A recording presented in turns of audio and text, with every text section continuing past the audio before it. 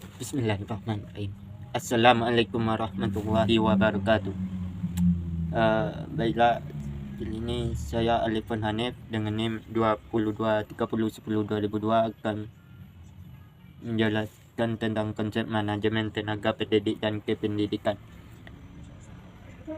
Konsep ini termuat dalam Undang-Undang Nomor 20 Tahun 2003 Pasal 32 Ayat 2 yang pendidik merupakan tenaga profesional yang tugasnya merencanakan dan melaksanakan proses pembelajaran, menilai hasil pembelajaran, melakukan pembimbingan dan latihan, serta melakukan pengabdian kepada masyarakat, terutama bagi pendidik pada perguruan tinggi. Manajemen tenaga pendidik dan kependidikan merupakan aktivitas yang harus dilakukan mulai dari tenaga pendidik dan kependidikan itu dalam organisasi pendidikan sampai akhir berhentinya proses perencanaan SDM, perekrutan, seleksi, penempatan, pemberian kompetensi, penghargaan, pendidikan dan latihan pengembangan dan pemberhentian. Prinsip-prinsip manajemen tenaga pendidik dan kependidikan. Yang pertama, kemanusiaan, demokrasi, menempatkan pada tempatnya, equal pay for equal work, kesamaan arah, kesatuan komando, efisien dan efektivitas, produktivitas kerja, disiplin serta wewenang dan tanggung jawab. Yang C, teknik manajemen tenaga pendidik dan kependidikan. Teknik manajemen tenaga pendidik dan kependidikan yang pertama adalah perencanaan karyawan yang fungsinya tidak dapat diabaikan. Dapat dikatakan bahwa perencanaan ini adalah praktik yang terjadi sepanjang waktu. Hal yang dimaksud untuk mengetahui kebutuhan pegawai dari segi kuantitas maupun kualitas. Metode dalam perencanaan pendidikan yang dapat digunakan adalah metode proyeksi. Bukan berarti proyeksi bisa diartikan sama dengan perkiraan. Keduanya adalah hal yang berbeda. Proyeksi kegiatan memperkirakan situasi di masa depan berdasarkan data dan informasi lalu dan sekarang. Sedangkan estimasi biasa disebut ramalan yang tidak menggunakan atau membutuhkan data dan informasi baik dari masa depan maupun sekarang maupun masa lalu. 2. Pengadaan karyawan.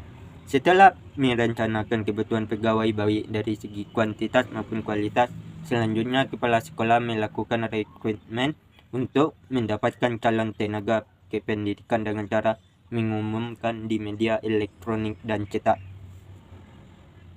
Setelah banyak mendaftar, kepala sekolah harus menyaring dan atau menyeleksi calon tenaga kependidikan melalui tes tertulis, lisan dan praktek untuk mendapatkannya tenaga kependidikan yang handal sesuai dengan klasifikasi dan kualifikasi. Yang ketiga, pembinaan dan pengembangan karyawan. Kegiatan ini sangat perlu dilakukan bagi kepala sekolah jika dalam perjalanan karir dan masa kerjanya para tenaga pendidik dan kependidikan mengalami kemunduran dan pelemahan kinerja yang mengakibatkan rendahnya kualitas kerja mereka.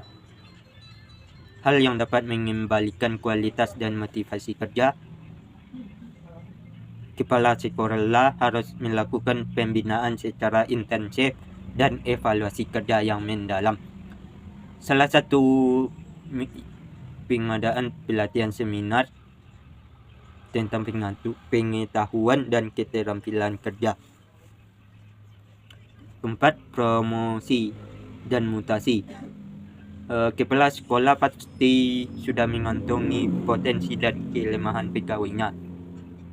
Agar dapat melakukan promosi jabatan atau status tersebut, mereka yang memiliki kualitas terbaik dan kinerja yang memuaskan, namun terkesan malas, tidak produktif, dan tidak mampu menjalankan tugas dengan baik, kepala sekolah melakukan rotasi jabatan atau mutasi untuk mendapatkan penyegaran dan penyesuaian. 5. Pemutusan hubungan kerja. Yang dimaksud pemutusan hubungan kerja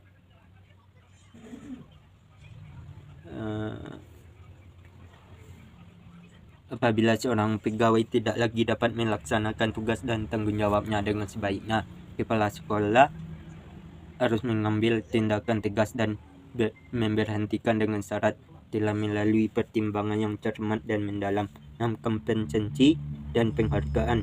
Kompetensi balas jasa yang dilakukan oleh organisasi kepada karyawan yang dapat dinilai dengan uang dan cenderung diberikan secara periodik.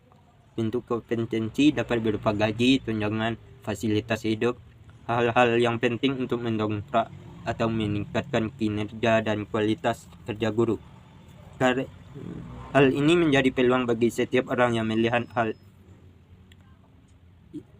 hal ini sebagai motivasi dari luar untuk melakukan pekerjaan dan tugas yang lebih baik.